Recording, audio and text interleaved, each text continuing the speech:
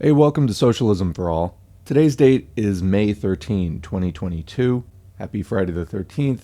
And it's time for part two of the COVID update that I posted the other day. There's still a lot of material to cover, so I'm not sure if this is going to be the final part or if there's going to be a part three. I kind of think there's going to be a part three.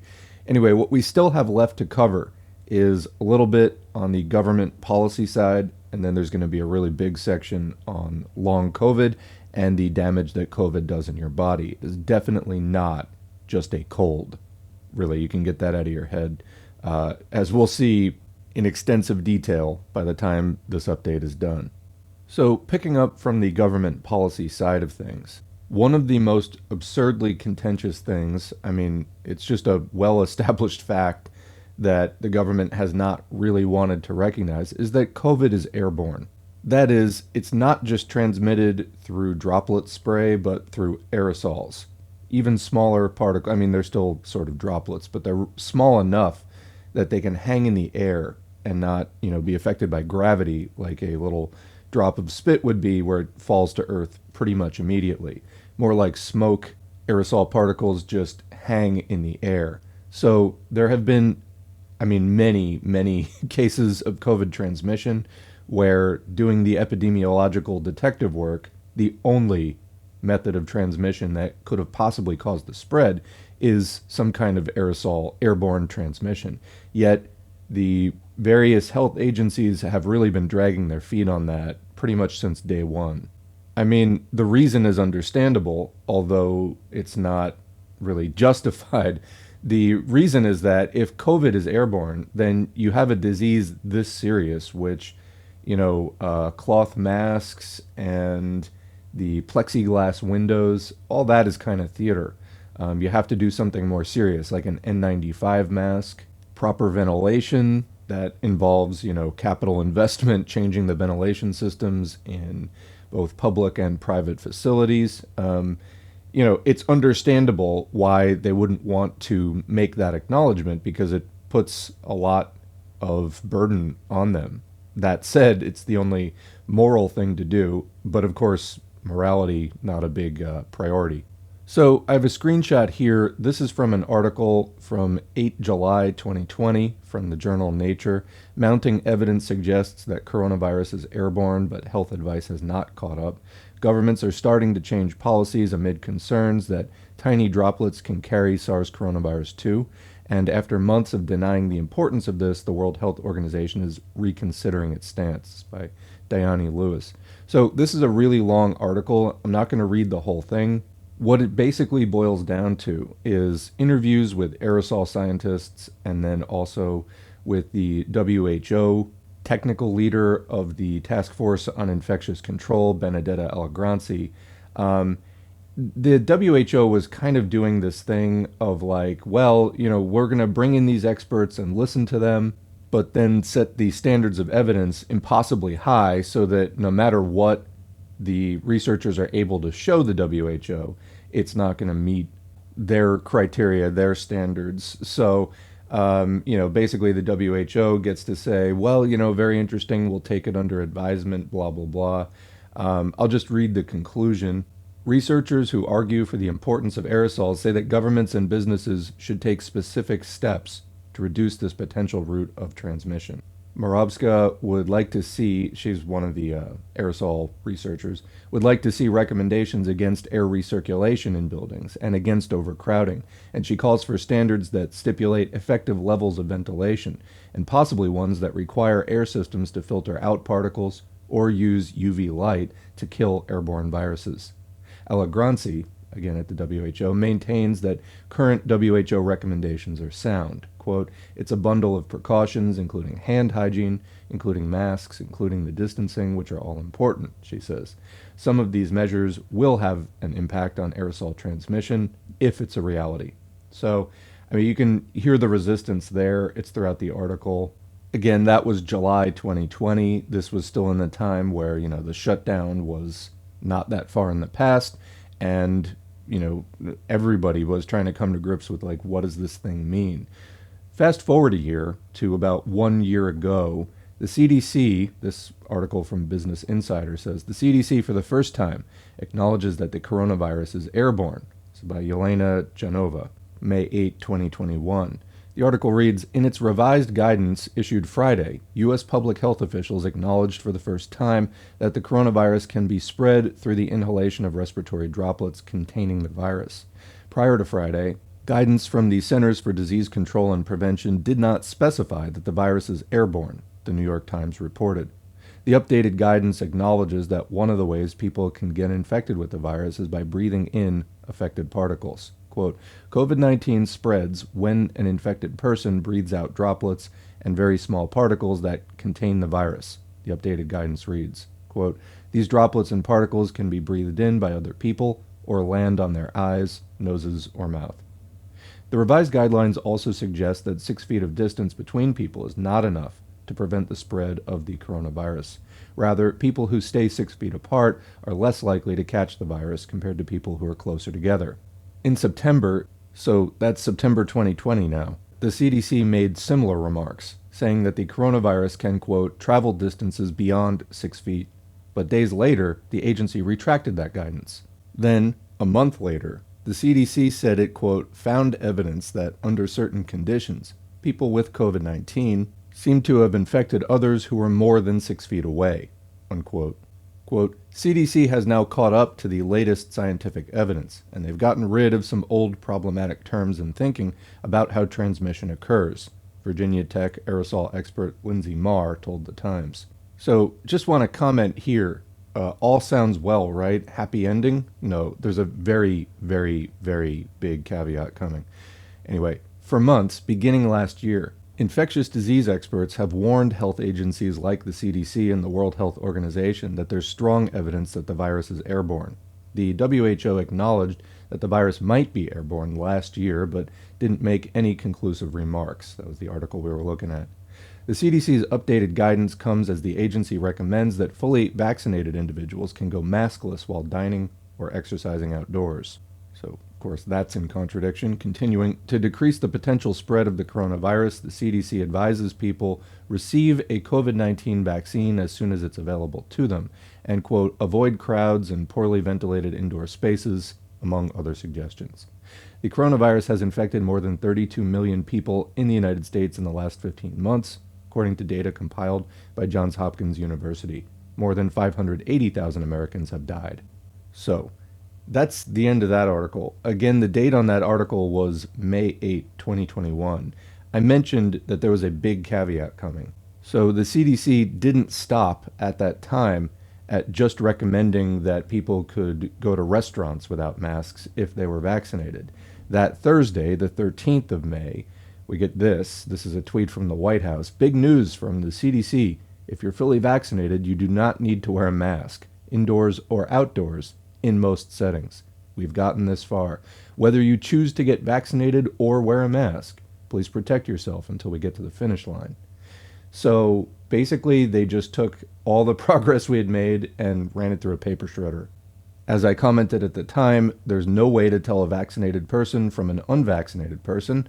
All an announcement like that would do is to open the floodgates for everyone who thinks COVID is a hoax or, quote, minor flu, and who never wanted to wear a mask in the first place to just stop wearing masks. It also contradicts other CDC PSAs. So, you have this sort of, this is pretty typical, in other words, from the CDC. They will acknowledge something, and then their advice and behavior does not match the evidence. So basically, in the same week, we had the CDC acknowledging that COVID can be spread via airborne transmission. I mean, a year and a half late, a year and a half into the pandemic, they acknowledge that. And then literally 5 days later, they're like, by the way, you can take your mask off if you're vaccinated. So that's the CDC. I don't think that that's trustworthy personally. They will acknowledge good science and then completely disregard it in their advice. That is documentable. I mean, it's just like we just had the biggest spike of the pandemic yet. Roughly half of all the cases in the United States and in many other countries happened during Omicron. Then literally 2 or 3 months after it, they're like, oh, the pandemic's over. What? No? So This is just this sort of ignoring, denying reality that the CDC just is kind of famous for. I mean, right after Omicron is when they adopted that new community risk map, which is like incredibly misleading. I mean, they, I guess to their credit, like it's not a complete cover up. They didn't get rid of the old community transmission map, which actually has more reasonable standards for, as a resource for people trying to understand what is the extent of spread in your county. But I mean, it's definitely being overshadowed by the community risk map where everything looks good. So basically, if you want to believe that everything's fine, you now have this really distorted set of standards to look at instead. So, the virus doesn't really care about this sort of magical thinking, head in the sand kind of approach. The virus is just going to do what it's going to do. And I highly encourage everyone interested in reality to stay the course on this one, no matter what kind of, fluff the CDC puts out about like mask or vax. That's just terrible. And you can see the effect that it's had. It's like, oh, during a surge, in other words, once it's already too late, put a mask back on. No, how about you just fucking leave it on? Don't take it off. Like, I know it's uncomfortable, but I don't know. There's an old Dead Kennedys album, Give Me Convenience or Give Me Death. The pandemic has firmly convinced me that is the true motto of the United States. I mean, yes, the big capitalists are constrained by their need for quarterly profits and all that kind of stuff, but people are all too willing to go along with it. So, anyway, somewhat bafflingly, I don't know if this is just going to become an annual tradition, like every spring, somebody in the US government acknowledges that COVID is airborne before promptly issuing advice to the contrary. But here's an article from April 8th. This is by Anjali Kemlani, Yahoo Finance. The headline is US WHO officials and experts agree, sort of, on how COVID-19 spreads. SARS coronavirus 2, the virus that causes COVID-19, is airborne. That simple declaration from the White House is what some experts around the world have known since 2020, and it could have major implications for U.S. businesses and organizations. Don't hold your breath. Dr. Alondra Nelson, head of the White House Office of Science and Technology Policy, OSTP, and Deputy Assistant to President Joe Biden, announced the highly awaited words in a recent statement. We're going to read that statement after the article. Quote, "The most common way COVID-19 is transmitted from one person to another is through tiny airborne particles of the virus hanging in indoor air for minutes or hours after an infected person has been there," she said. That single sentence confirms what was first uncovered in a March 2020 report from the Centers for Disease Control and Prevention, CDC, and the National Institute of Allergy and Infectious Diseases, NIH officials. However, that information was not relayed to Americans until several months later. It took even longer for both the CDC and WHO to acknowledge COVID's spread via aerosols, despite growing evidence. So just commenting, there's a lot left to this article. I just want to highlight that in that statement, it says specifically the most common way that COVID-19 is transmitted is through aerosols. The most common way. So I don't know, if there is some sort of doorway, some window opening up here for the government to be held accountable, like in a legal way, for the millions of people who have died or been severely injured by COVID because they sat on this information. But let's continue. Quote, "SARS coronavirus 2 remained viable in aerosols throughout the duration of our experiment, 3 hours, and it was more stable on non-porous surfaces," the study said. The latter point was emphasized by the Department of Homeland Security, DHS, a month later, without acknowledging the former. Eventually, the U.S. adopted the idea that transmission in the air was dominant, but through larger particles or droplets in the summer of 2020. So just to sum that up again, this was all in the first half of 2020. All right? So again, I don't want to be overly optimistic about liability at this point, but I think it would be really interesting to see some health-conscious rich person take the government to trial over this. I think that would be very instructive. Anyway, Why droplets were favored over aerosols has to do with the difference in the way that aerosol experts and public health experts define the size of the particle. A tug of war between both sides made headlines in the first few months of the pandemic and have continued under the radar ever since. Why it matters. Deeming the coronavirus airborne places a burden on businesses, schools, and other indoor venues to ensure proper masking when COVID-19 levels are high in an area. In addition, it also presents the problem of revamping air systems or adding filtration and ventilation. Marina Jabsky, an industrial hygienist with the New York Committee for Occupational Safety and Health, explained how to think about it. Quote, "If you've ever been in the same room as somebody who's smoking, regardless of how far apart from them you're standing, you're going to smell the smoke, right? Because the air particles will expand to fill the space," Jabsky said. And size matters. The larger the space with fewer people in it, the lower the concentration is going to be. Quote, "If you do not have a solid, well-functioning ventilation system, you're going to have a buildup of concentration of particles, and that's where the risk really increases," Jabsky said. That's the reason behind the push for better quality masks, which the U.S. government has provided to Americans via retail pharmacies and community health centers for free. Comment. A very insufficient quantity of them was made available for free. I mean, they're rated only for a certain number of hours, and really reusing them in more than one or two sessions is not really recommended per the instructions. So that was woefully insufficient, versus giving people enough masks for like one or two a day. Continuing, it's also why the American Rescue Plan, ARP, included $122 billion for schools and $350 billion for state, local, and tribal governments to help provide better ventilation systems. One industry in particular was forced to quickly figure out how to keep its employees safe. After facing a shortage of personal protective equipment, or PPE, at the start of the pandemic, hospitals are now able to regularly supply PPE to their staff. However, the cost of that PPE has gone up significantly compared to pre-pandemic levels. Hospitals also adapted by either putting in better filtration systems, adding ventilation, or increasing the number of isolation rooms as needed. The steps to ensure filtration and ventilation came after it was discovered that the virus was airborne.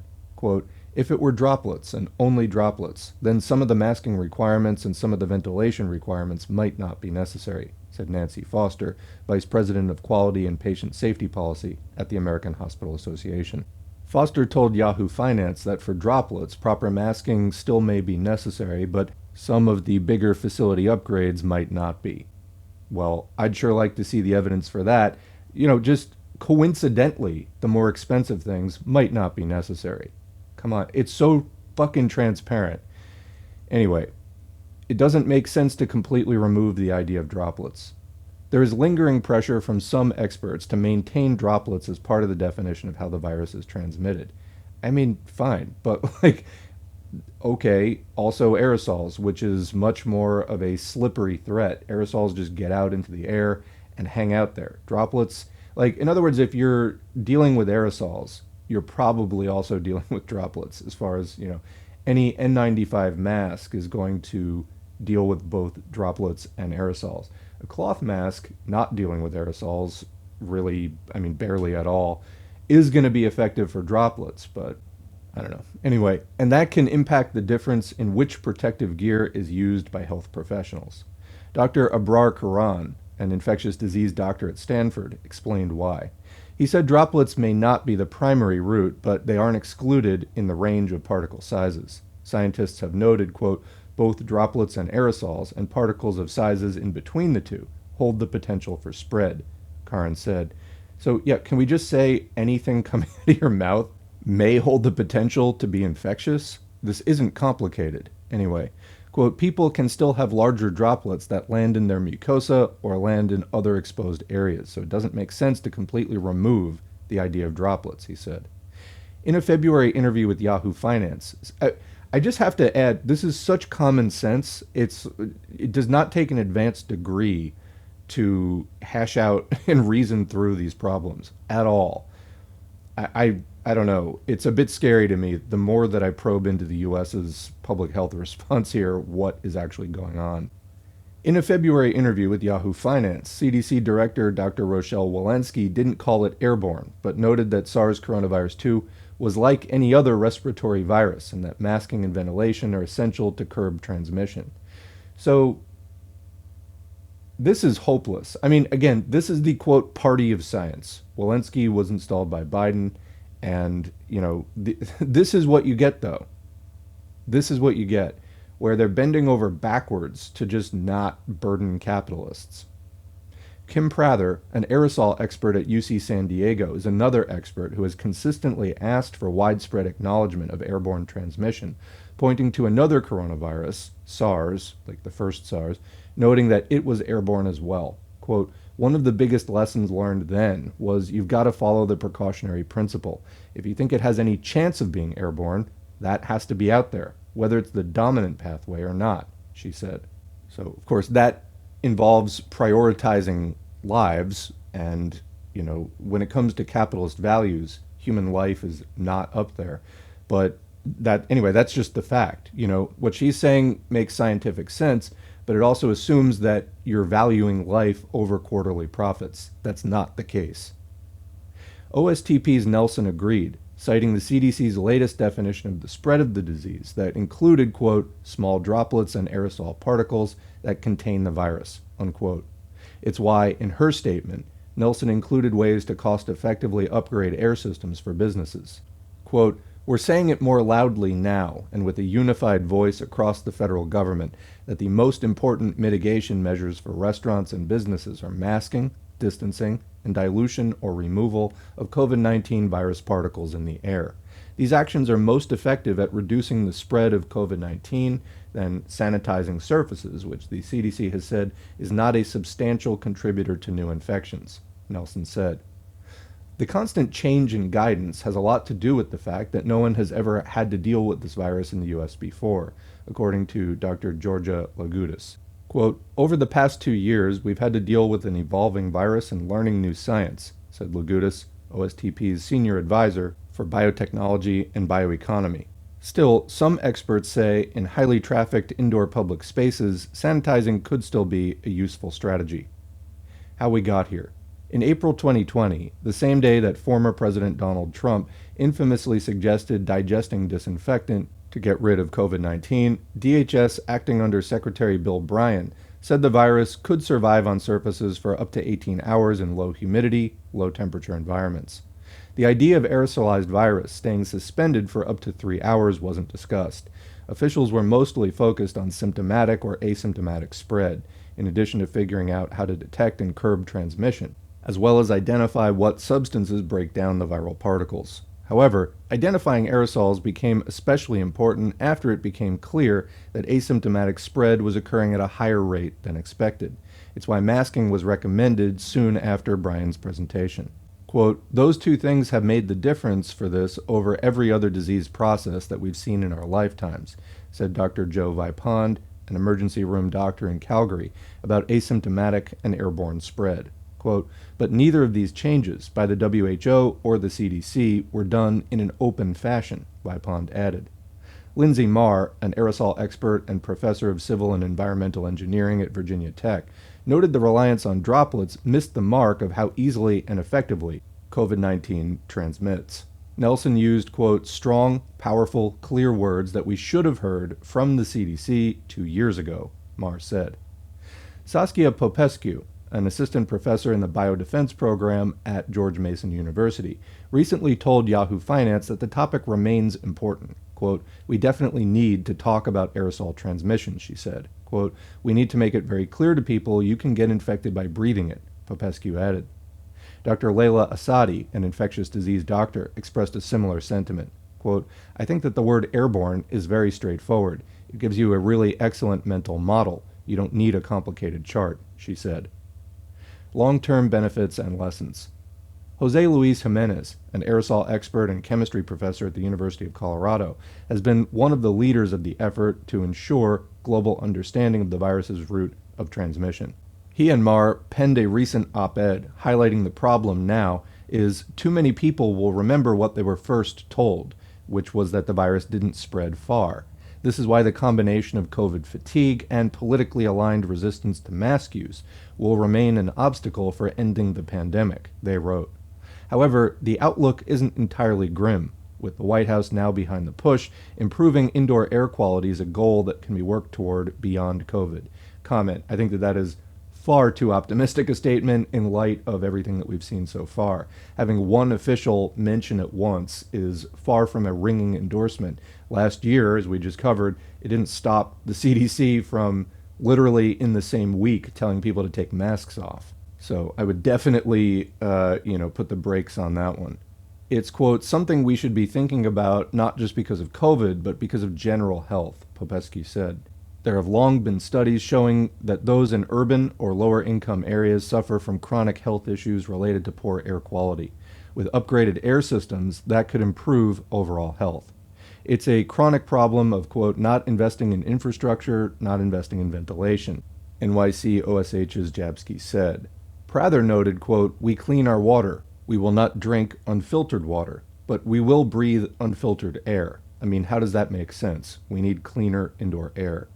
And just about the unfiltered water there, it's true that you can get home units, and honestly, I recommend that. I use a water filter at home myself. They're not that expensive. I mean, yes, you kind of have to maybe save up for it, at first, but it's going to save you a lot, especially if you drink bottled water, plus not dealing with all the plastic waste of the plastic bottles. But when they say unfiltered water, they mean water, there's water treatment plants bringing the water up to, certain baseline standards. And maybe it's time to start thinking about the air in a similar way. Continuing, quote, at this point, if we're having a global pandemic that's due to a disease that is airborne, and that's not incentive enough to deal with our ventilation issues, I just don't know what is going to be the stimulant, she says. So, again, as we mentioned, we are talking about capitalism. This is where capital is prioritized. The capitalists are the ruling class. Their economic interests are what gets prioritized. Their issues are the government's issues because they control the government. So, if they don't want to do something, basically we are costs to them. If you look at the profit and loss statement of any business, labor, payroll, that's in the expenses. That comes out of gross profits. So the lower that is, the higher the net profit. The higher the expenses are, the lower the net profit. That's what capitalists get to keep at the end of the day. So literally, their financial interests are diametrically opposed to ours. It's time we move beyond this sort of Pollyanna, like, why is nothing happening? Well, it's because it costs capitalists money for people who they don't consider their own. For working people, the vast majority of the population, getting things out of the capitalists requires class struggle. And then making those things permanent requires revolution. Getting the capitalists out of power, in other words, and the working class becoming the ruling class. Continuing, Marr explained what's needed is an overhaul of regulations and standards. Quote, I think that there's longer term changes in terms of how we design and operate our buildings that we should be thinking about. And ultimately, to put some teeth into this, there will need to be standards and regulations, and those will take years, she said. So that's the end of the article. Again, yes, regulations and standards to protect public health and the average working person, but are capitalists willingly going to do that when it costs them money that otherwise, that's their loot. They can just keep it. Of course not. They're going to resist that at every step. Requires class struggle. And ultimately, we might just want to get them out of power in the first place. So anyway, speaking of power, let's turn now to that statement from Dr. Alondra Nelson, head of the White House Office of Science and Technology Policy and Deputy Assistant to the President. This is a brief called Let's Clear the Air on COVID, dated March 23, 2022. The most common way COVID-19 is transmitted from one person to another is through tiny airborne particles of the virus hanging in indoor air for minutes or hours after an infected person has been there. Strong opening statement. While there are various strategies for avoiding breathing that air, from remote work to masking, for those who can do remote work, we can and should talk more about how to make indoor environments safer by filtering or cleaning air. And by the way, when we say can do remote work, this also includes schoolwork. In fact, research shows that changing the air in a room multiple times an hour with filtered or clean outdoor air, using a window fan, by using higher MERV filters in a heating, ventilation, and air conditioning or HVAC system, using portable air cleaning devices, and even just opening a window can reduce the risk of COVID-19 transmission, with studies showing 5 air changes an hour reduce transmission risk by 50%. So just a comment there, 5 air changes an hour is 1 complete air change every 12 minutes. That's pretty significant, and then also just to reduce the risk by 50%. So that's substantial, but it's also a lot of work to leave a substantial amount of risk behind. Continuing. And improving indoor air has benefits beyond COVID-19. It will reduce the risk of getting the flu, a common cold, or other diseases spread by air, and it can lead to better overall health outcomes. The Biden-Harris administration identified improved indoor air quality as an important tool to fight the spread of airborne diseases in the American Pandemic Preparedness Plan last September, and the National COVID-19 Preparedness Plan prioritized it again earlier this month. So comment, that's interesting because was any action actually taken after those recommendations? We can identify things all we want, but if that was identified last September, what changed? Anyway, a number of federal departments and agencies, including the White House Office of Science and Technology Policy, OSTP, have worked together to launch the Clean Air in Buildings Challenge, a call to action for anyone who manages or maintains a building. So we really need more than calls to action. We need mandates and then seize businesses of people who don't. That's what any serious government trying to protect workers' health would do. But of course, this would violate the USA's extreme anti-socialist policies.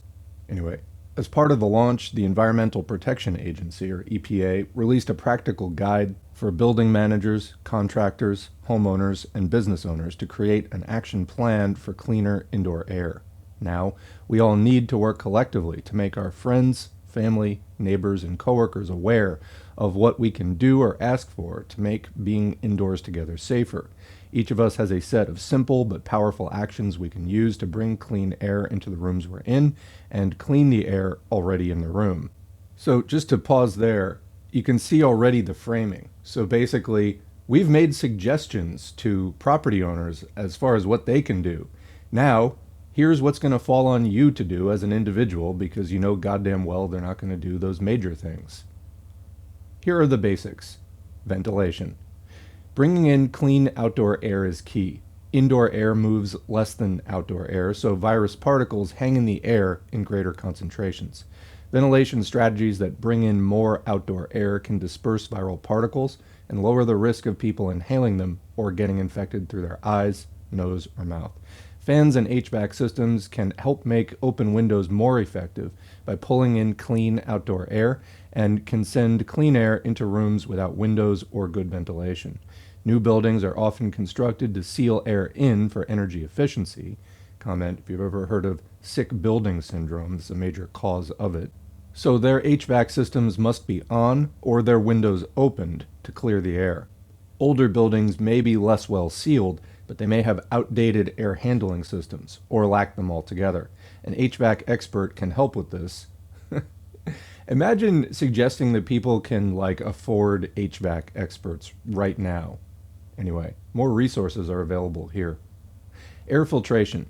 Using high-quality air filters like HEPA or MERV 13 connected to capable HVAC systems or portable air purifiers to remove virus particles from indoor air is also important. Filtration is a great tool to supplement ventilation or to use if adequate ventilation isn't possible. For example, if extreme temperatures, wildfire smoke, because let's not forget, every year climate change-induced wildfires burn significant portions of the United States to the ground, or outdoor pollution, also an issue, make you not want to open a window. And we need filtration equipment more than we might think. Many schools, workplaces, hotels, and homes have windows that do not open at all. Many Americans and small businesses cannot afford major HVAC upgrades. While all of us can benefit, many Americans have health vulnerabilities and need the extra protection of having cleaner air. In all these cases, portable air cleaning devices with powerful fans, as powerful as a box fan that you could buy at a store, can make a big difference in reducing virus particles in the air. HEPA filters, for instance, are at least 99.97% efficient at capturing human-generated viral particles associated with COVID-19. As a temporary measure, There are affordable and effective DIY options, including the 4-filter plus box fan cube called the Corsi Rosenthal box. So commenting, in fairness, they do say that as a temporary measure. However, I mean, I'm reluctant to fully embrace that. I mean, if you want to try it, go ahead. But I don't necessarily think that people should get a false sense of security about this. It may give you some benefit and it may not. So, from the studies that I was reading about the Corsi Rosenthal cubes and various designs of them, there's a picture on the screen. Basically, you're taking a bunch of at least MERV 13.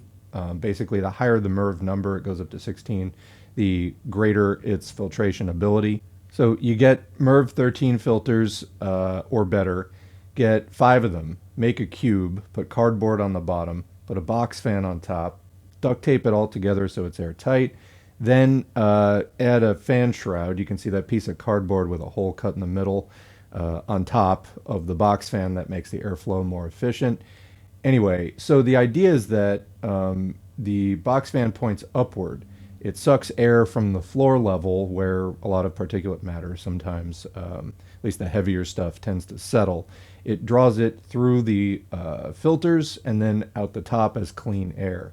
Now, there's a couple of problems with this. The first is I don't know how effective this is really going to be against COVID, and I don't want people getting a false sense of confidence. It may be somewhat helpful, but it is what it is. From the studies that I have seen cited on this, they're talking about 60% reduction of particulate matter from 1 micron to 3 microns. Now, viruses are oftentimes smaller than 1 micron. So if you're already at 60% effectiveness at 1 to 3 microns, if you go below 1 micron, where does it go from there? So, I mean, something like this would be really useful, I think, for allergens like hair, dander, pollen, smoke.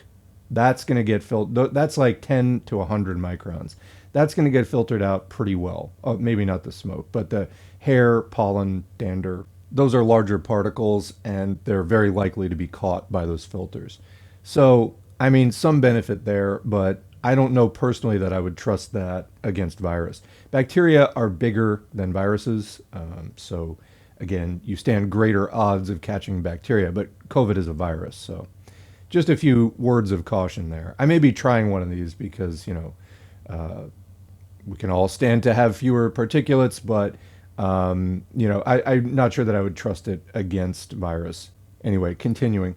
Air disinfection by inactivating or, quote, killing airborne virus. Remember, viruses aren't technically alive. They do not exhibit most of the characteristics of life, like eating, excreting, secreting, things like that. They're really just encapsulated genetic material that sort of drifts through the world until it either decomposes one way or another from environmental impact, or it finds a host and then is able to replicate itself using the host's cell equipment, if you will. So anyway, that being the case, although they may not be truly alive, I'm definitely in the viruses are not alive camp. I think you find some people who can test this, but whatever. We can differentiate between active virus that is intact and capable of causing infection, and then virus that has been degraded by some environmental force to where it's inactive or, quote, dead. It can't do you any harm. And again, so this is air disinfection. One of those methods is through methods like ultraviolet germicidal irradiation, or UVGI systems. We can add another layer of protection in indoor spaces. The latest technology in these UV lights is particularly useful in crowded areas with poor airflow, in healthcare settings with vulnerable populations, such as hospitals or nursing homes, or in areas like restaurants where people aren't wearing masks because they're eating and drinking. For instance, one study demonstrated that when used with proper ventilation, UVGI is about 80% effective against the spread of airborne tuberculosis, equivalent to replacing the air in an indoor room up to 24 times in an hour. So mechanically replacing the air in a room 24 times in an hour, that is basically once every 2 minutes. I mean, you'd kind of need like a light breeze to be doing that. Like you'd need like a noticeable wind probably to do that. But pairing it with the UV light, it irradiates the bacteria and makes them harmless, ineffective, dead. So that reduces the need to mechanically move the air. Continuing. However, there are some challenges to doing this widely, and more research and innovation is needed to develop UVGI systems that are more affordable, standardized, and consume less energy. Used along with layered prevention strategies recommended by Centers for Disease Control and Prevention and others, improving indoor air quality is a critical part of a plan to better protect us all, but it will not by itself eliminate the risk of infection. The best way to protect yourself against COVID-19 is to get vaccinated and boosted. So here again, we have the weaseling out because, I mean, what does she know writing this? Is that most of this is just a plan. It's just going to stay on paper, and most of it is not going to be enacted. So then it just falls back on the individual to get vaccinated and boosted because you're probably going to get it because they haven't set, zero COVID as a goal, and they're not going to. I had somebody asking me, so with Omicron, is zero COVID, like a tenable goal? And my answer to that is you have to set eradication of this virus as the goal. The way that it is so contagious and it mutates, at the rate that we have seen, you have to set zero COVID as the goal. Whether you actually reach the zero or not, you have to be striving towards it actively and seriously. So China has been doing that. They have had great success. However, Omicron is a new ball game, and the approaches that China has been using, it's effective against Omicron, but it's not the kind of batting 1,000 approach that they've had up to this point. Those results, that outcome, applying the same strategies, Omicron is just a tougher virus to beat. But this is why you have to set your goal at zero. Then even if you miss some, what you're left with that slips through is a containable, manageable amount. If you just set your goal at, some arbitrary low level, then you're basically admitting you're not trying to stop it. And if you're not trying to stop a virus like this, the only destination you can end up with is it being out of control. And that's exactly where the United States and other countries that have taken similar strategies are at. And then you have to do all the mental gymnastics of trying to explain why that's not such a bad thing, or just denying the cases, or whatever it is. But yeah, you have to eliminate transmission. That is the only goal that is actually tenable in a situation like this. It just gets away too quickly. You can't reason with a virus. It's just going to do what it does, and you have to adapt to it. That's it. And just the system, capitalism, is not wanting to adapt to the virus. Therefore, the virus is going to kick its ass, and that's exactly what's happening. And, of course, people like you and me, we take big hits in the process. For decades, U.S. Americans, and I'm adding the U.S. there, they just keep saying Americans, but the United States is not the only country, in quote, America. For decades, U.S. Americans have demanded that clean water flow from our taps and pollution limits be placed on our smokestacks and tailpipes. It is time for healthy and clean indoor air to also become an expectation for us all. Clean and healthy indoor air is a fundamental commitment we must make to our children, to workers, to those who are medically vulnerable, and to every person in the country. Now we're making it possible. Federal funds and resources are available to support improvements in ventilation, filtration, and clean indoor air. The American Rescue Plan has $122 billion for schools and $350 billion for state, local, and tribal governments, which can support upgrades to their local businesses, nonprofits, community centers, and other commercial and public establishments. So, commenting, make no mistake, this is an entirely half-hearted effort.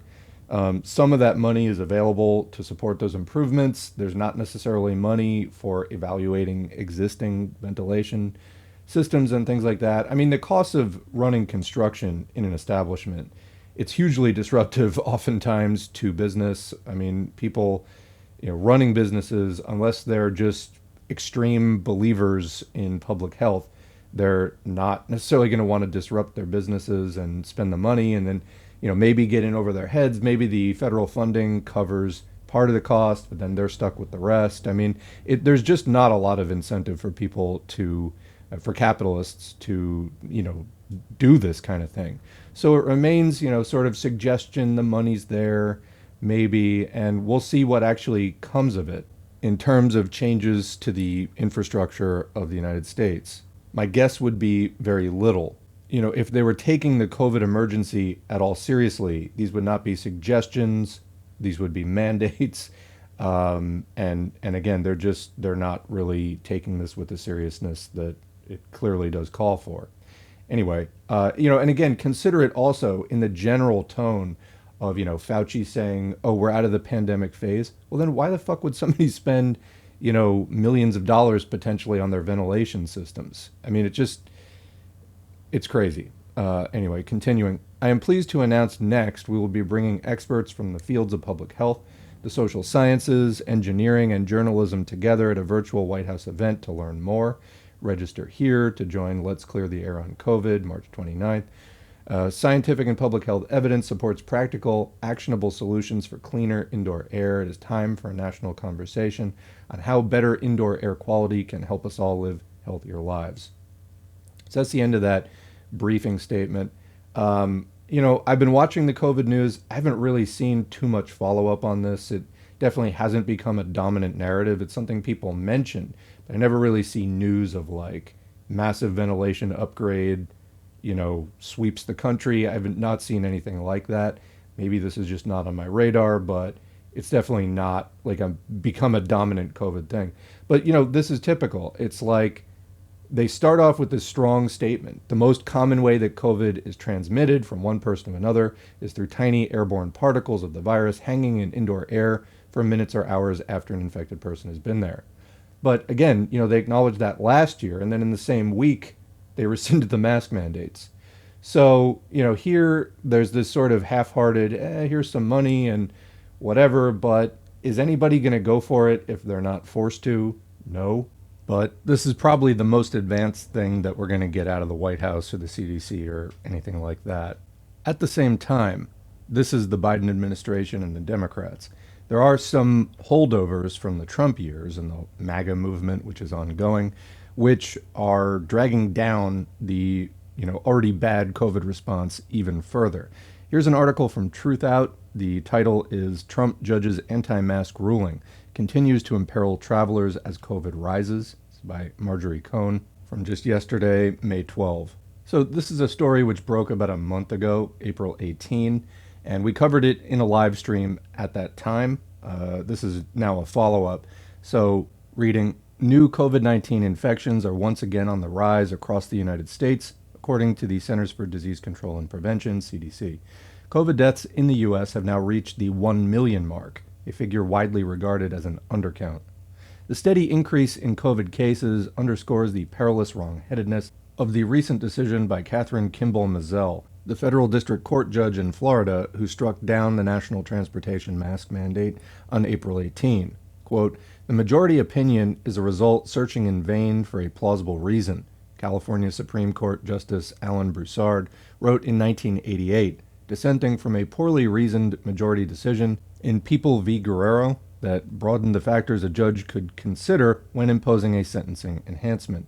Broussard's statements also aptly describes the recent decision by Mizell, who likewise reasoned backward by amassing reasons for her preordained result. Shortly after taking office, Joe Biden asked the CDC to impose a travel mask mandate to check the spread of the COVID virus. The CDC complied and imposed a mandate on February 3rd, 2021. For 14 months, people traveling by aircraft, train, road vehicles, and other forms of transportation, and through transport hubs, were required to wear masks. The CDC extended the mandate several times to give public health experts time to determine whether it should be continued. As of April 17, the day before Mizell's decision, new COVID infections were averaging over 37,000 cases daily, up 39% from 2 weeks prior, according to a New York Times database. So just to recap there, basically the end of February through March that was like the lull, the low point in cases. And then late March through April, the curve started, and it's really just been going for like the last 6 weeks, continuing. Nevertheless, Mizell's ruling allows individual airlines and transit agencies to decide for themselves whether to require masks. By the end of the day, on April 18, the country's largest airlines, not surprising because Delta, Southwest, they'd all been pushing for this for a while, and the Amtrak rail system had shelved their mask mandates. Wouldn't be surprised, honestly, if we found out she had been paid specifically to do this. Of course, with the way that, campaign finance systems work in the U.S., such bribery is legal.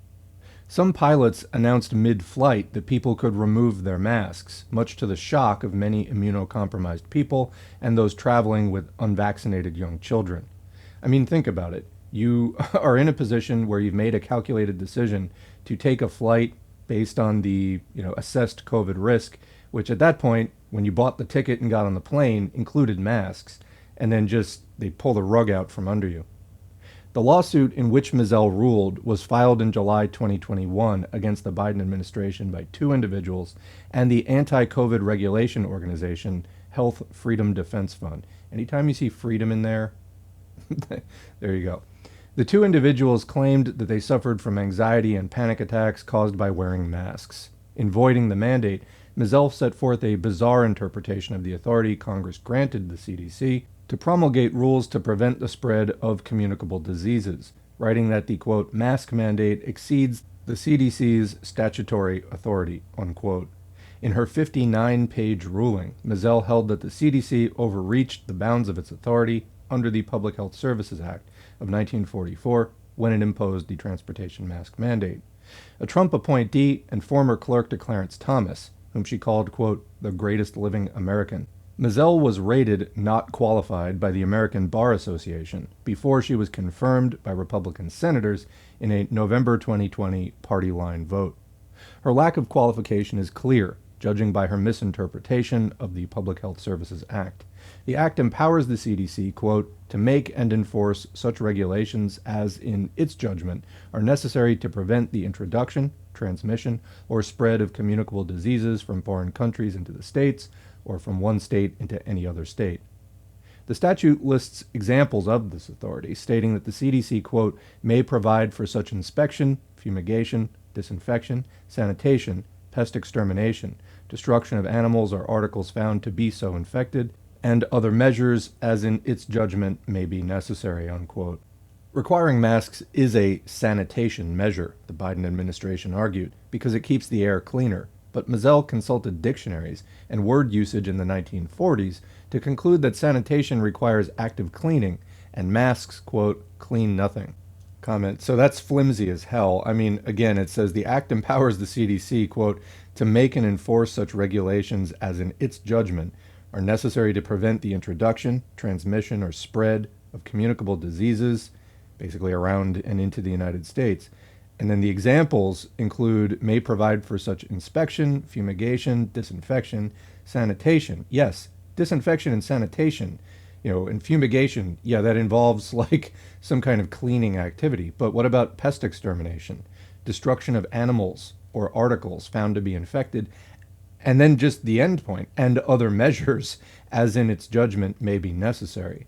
So cleaning really has nothing to do with it. I mean, that's not the core definition. Anyway, although Mizell quoted the CDC's finding that masks are, quote, one of the most effective strategies available for reducing COVID-19 transmission, she substituted her own construction of the act for the CDC's. Mizell refused to defer to the CDC as required by the Chevron defense doctrine, which requires a court to accept an agency's interpretation of a statute when the statute is ambiguous and the agency's interpretation is reasonable. Instead, Mizell relied on the major questions doctrine, which holds that agencies such as the CDC cannot decide questions of, quote, vast economic or political significance unless Congress specifically authorizes it. Right-wing judges often use this flawed doctrine to limit the power of the government to protect people's rights. Mizell concluded that the mask mandate violated the Administrative Procedures Act, APA, which requires granting the public advance notice and the opportunity to comment before an agency promulgates a rule. So now they're clearly just scavenging for like loopholes and technicalities. She rejected the good cause exception to the notice and comment requirement in spite of the COVID emergency. Mizell dismissed as insufficient the CDC's claim that the mask mandate is in, quote, the public interest. Okay, how do you dismiss that? Anyway, I mean, contest it if you want, but that's going to be a difficult contest, but you can't just dismiss it, which is one of the factors included in the APA's definition of good cause. She wrote that, quote, the only reason cited by the CDC for the mask mandate is, quote, the public health emergency caused by COVID-19. Oh, is that all? But again, remember, these people just call it the flu, stuff like that. Astoundingly, Mizell noted, quote, "The court accepts the CDC's policy determination that requiring masks will limit COVID-19 transmission and thus will decrease the serious illnesses and death that COVID-19 occasions," unquote. But she then concluded that this doesn't amount to, quote, "good cause." That's literally the name of the agency, is Centers for Disease Control and Prevention. That's what the act lets it do. And you're just saying that serious illness and death doesn't amount to good cause. I really hope this gets overturned. Anyway, stressing that the mandate, quote, "would constrain the public's choices and actions," Mizell chose the freedom of travelers like plaintiff Anna Daza, who have, quote, "anxiety aggravated by wearing a mask," over the COVID public health emergency. On April 20, the CDC issued a statement asking the DOJ to appeal Mizell's ruling. Quote, "It is CDC's continuing assessment that at this time, an order requiring masking in the indoor transportation corridor remains necessary for the public health," the agency wrote. Quote, "CDC continues to recommend that people wear masks in all indoor public transportation settings. When people wear a well-fitting mask or respirator over their nose and mouth in indoor travel or public transportation settings, they protect themselves and those around them, including those who are immunocompromised or not yet vaccine eligible, and help keep travel and public transportation safer for everyone," unquote. Accordingly, on April 20, the Department of Justice filed a notice of appeal of Mizell's ruling. Inexplicably, the DOJ did not request a temporary pause on Mizell's sweeping decision pending appeal. The conservative U.S. Court of Appeals for the 11th Circuit will hear the appeal, which could take several months. Ultimately, the case could end up at the Supreme Court. The outcome could have long-lasting significance. A federal district court ruling does not constitute binding precedent, but a Court of Appeals ruling, and of course a Supreme Court ruling, would. Quote, "This sets up a clash between public health and a conservative judiciary, and what's riding on it is the future ability of our nation's public health agencies to protect the American public," Lawrence O'Gostin, a public health law expert at Georgetown University, told the New York Times. Quote, "The risk is that you will get a conservative 11th Circuit ruling that will so curtail CDC's powers to fight COVID and future pandemics that it will make all Americans less safe and secure," unquote. Gostin also said, quote, "If CDC can't impose an unintrusive requirement to wear a mask to prevent a virus from going state to state, then it literally has no power to do anything," unquote. Yes, if it can't do that, what can it do?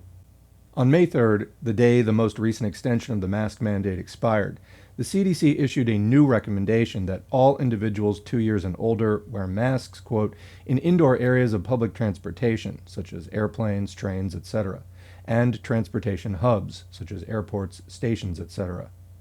The CDC recommended that people wear masks, quote, "in crowded or poorly ventilated locations, such as airport jetways," unquote. Now, but there's a couple of more paragraphs here. I just want to point out, because this is really building up on me reading this.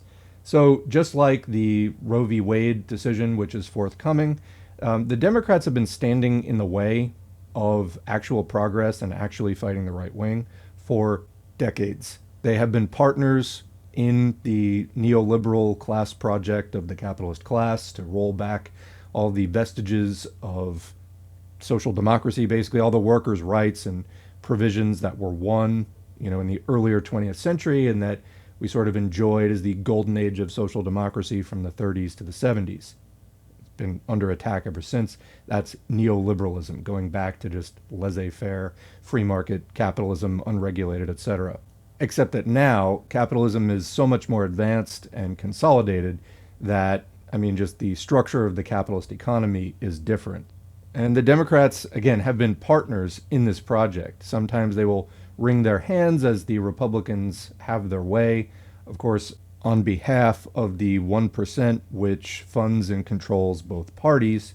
But this is why, the kind of like, COVID is airborne. Will we do anything about it? Here, have a box fan. This sort of half-hearted, too little, too late kind of stuff, that sets us up and basically makes us ripe for these right-wing attacks. And then what are you going to do then? The party that can't, when it has a clear, unobstructed or relatively unobstructed path, can't get anything done for people because it doesn't want to, because the people who own it don't want that to happen. What are they going to do in the face of actual opposition? Well, again, it's a puppet of the 1%, and the US left needs to detach from this party and set up an actual opposition. But anyway, back to the article. But because one right-wing federal judge issued a nationwide injunction against the transportation mask mandate, the CDC could only recommend wearing masks to protect the American people against COVID as opposed to requiring it. And, again, good on them for doing this. We really needed mask mandates in more than just travel hubs and transportation, but it was something. Anyway, hopefully the 11th Circuit will reverse Mizell's decision. But if the appellate court affirms her ruling and the case is appealed to the Supreme Court, the right-wing majority may well uphold Mizell's decision and dangerously constrain the power of the CDC to safeguard our health. Meanwhile, we travel at our own risk. And yeah, I feel like that's the case with more and more things. It's on the individual, and maybe you'll die, maybe you won't. Who cares? That's basically the position of the ruling class of the United States. So, what do people think about this? Well, I think we're going to close this video with that. Basically, the public does not support, removing the mask mandate. There is, of course, a reactionary core who will believe whatever Fox News and Breitbart tell them, but it is not the majority of the U.S. population. So we have basically a poll in 5 installments here. The question was, do you support or oppose the U.S. government requiring that passengers on public transportation wear face masks? This was conducted by almost 8,000 U.S. adults, April 18, 2022. So overall, 42%, the plurality by far, strongly support the mask requirement on public transportation. Then somewhat support was 21%. So basically, some kind of support, either strong or mild support, that's almost 2/3, 63% of all of the people, and 7,800 is definitely representative of the United States. Statistically speaking, it may seem counterintuitive, but when you do the math, that's actually very accurate, so we'll trust it. Then on the opposition, you have 10% somewhat oppose, and then a greater number, double, strongly oppose, 19%. Then you have 9% who aren't sure. I mean, there's just a pandemic going on, but what do I know? Why have an opinion? But anyway, 63% support, 29% oppose, and then 9% sitting on the sidelines. So by region, we have a breakdown here. Are there significant regional differences? Well, basically, this pretty closely follows the overall breakdown. There aren't real outliers here. In every region, Northeast, Midwest, South, and West, the plurality was for strongly support. Northeast was 42%, Midwest 37%, South 41%, West 46%. Somewhat support, again, the overall number was 21%, Northeast was 24%, Midwest and South were 20%, West was 21%. Again, pretty close to that average. Then for somewhat oppose, the average was 10%, and you get 12, 10, 8, and 10. Strongly oppose, there was maybe a little bit of a wider range on this. The Northeast was the lowest at 15. That's compared to the 19% average. Midwest was the highest, 23%. But again, just 4 points higher. So, you got the Northeast 4 points lower and the Midwest 4 points higher. The South and the West, 21 and 16, closer to that middle point. But it's really about the same in all of the regions. So now we have a breakdown by sex, male and female.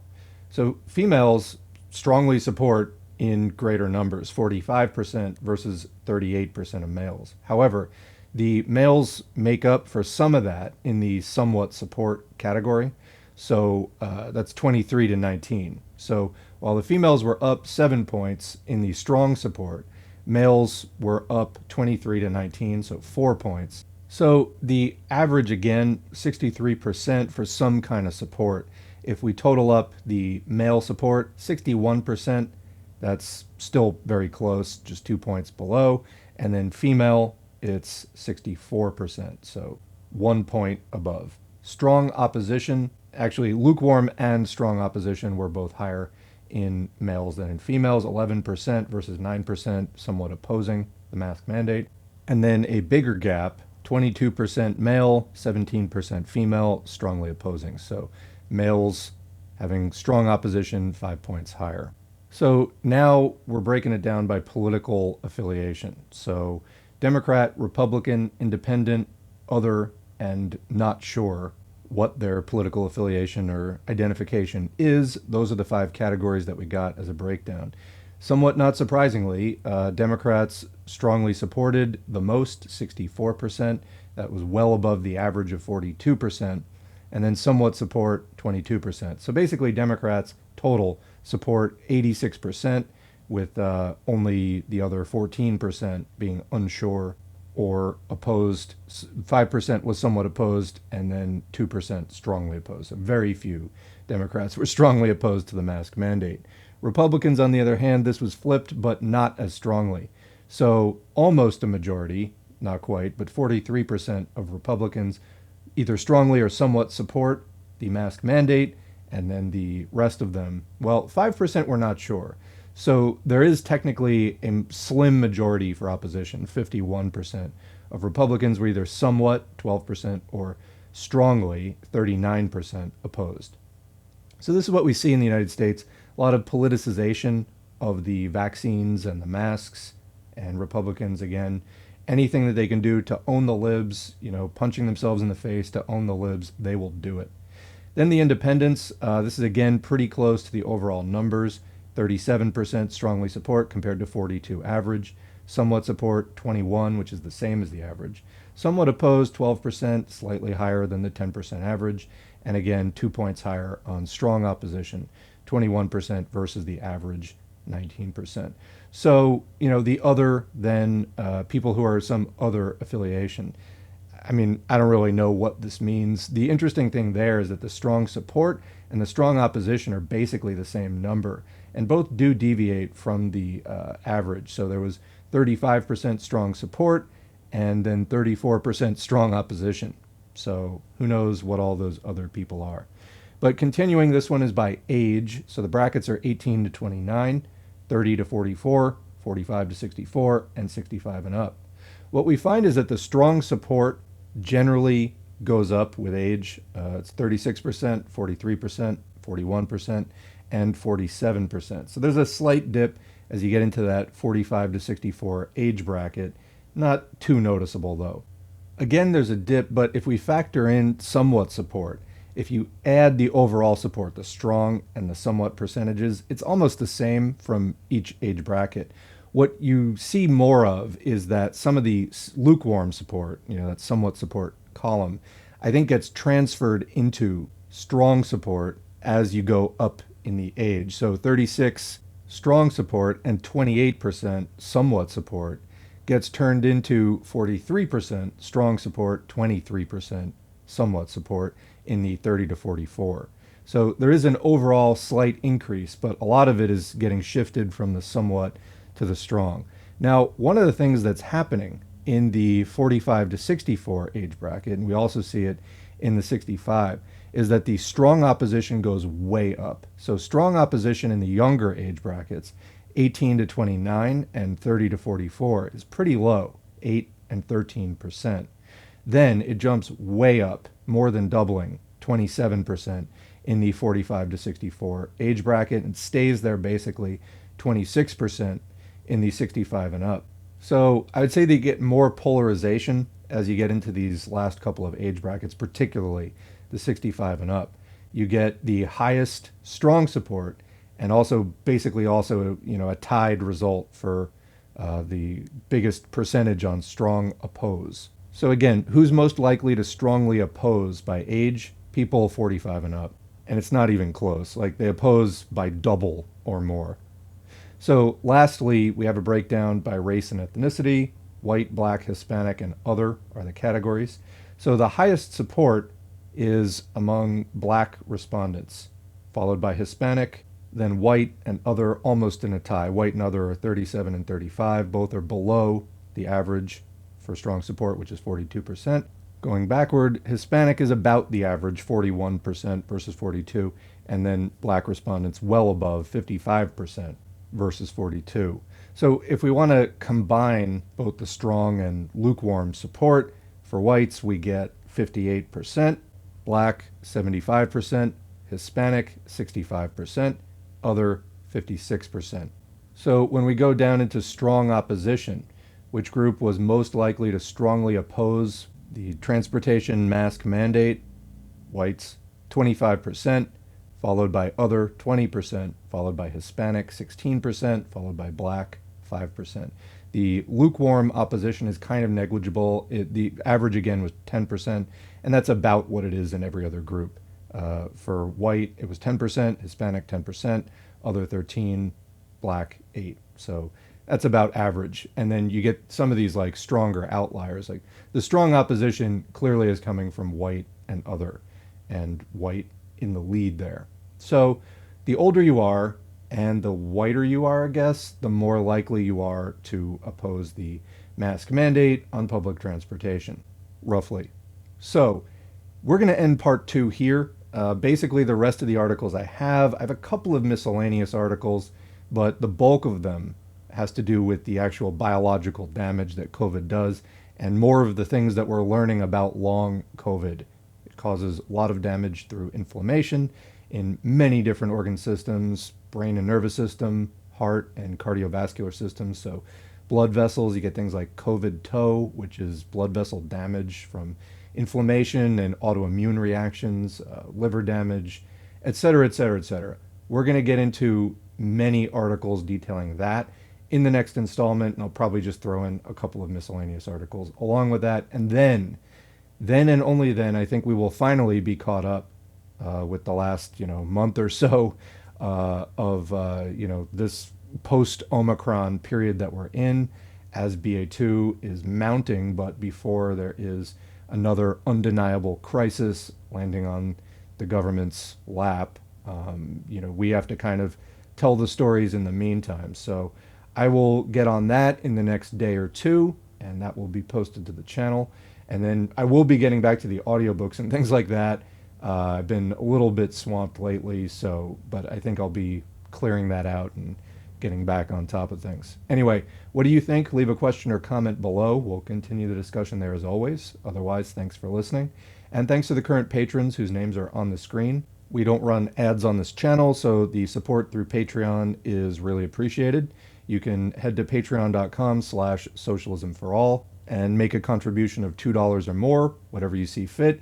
Everything helps, everything is encouraging, and overall the support from the patrons has allowed me to spend a lot more time on this channel, and it has resulted in a lot more content being produced for the channel that I probably wouldn't have been able to do without that support, so that's much appreciated. Then, after the content has been produced, engagement helps. Liking, sharing, subscribing, and commenting. All of that helps to boost the channel in the YouTube algorithm, helps more people to stumble across this content, and that's what we're trying to do. We're trying to make it accessible, socialism for all.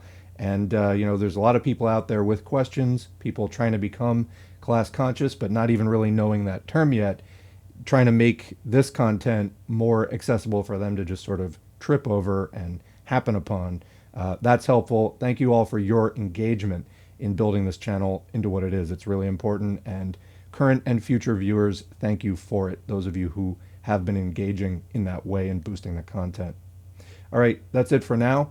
Thanks again, and we will catch you in the next video.